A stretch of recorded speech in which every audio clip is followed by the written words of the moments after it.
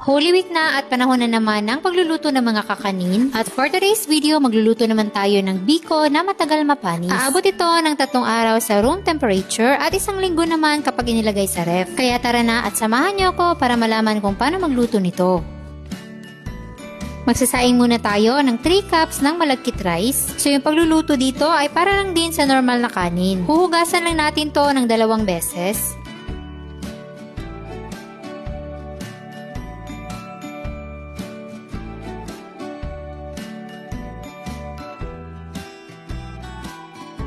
Pagkatapos natin itong mahugasan, kung ilang takal yung bigas ay ganun din yung tubig.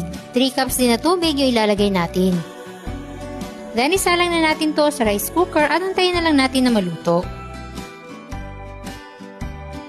Pagkatapos nga ng ilang minuto ay luto na ang ating malagkit rice at itabi lang muna natin to.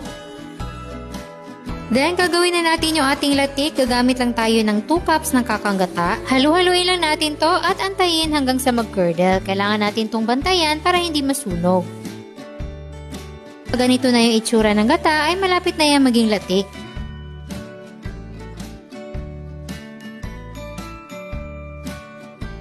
So, konti na lang at antayin na lang natin na maging golden brown. Kagaya nito. Then, pwede na natin yung ihiwalay sa mantika ng gata.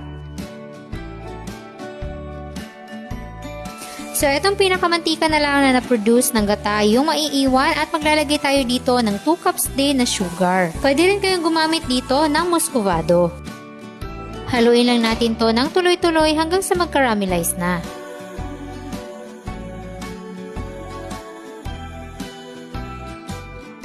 Kapag ganito na yung itsura ay konti na lang at malapit na yung mag-caramelize.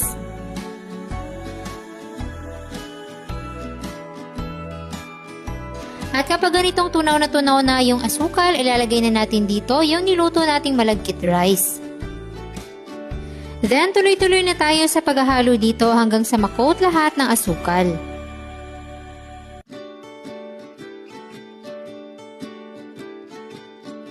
Kailangan natin na matibay na braso dito dahil hindi tayo pwedeng huminto hanggang sa mahalo ito ng mabuti.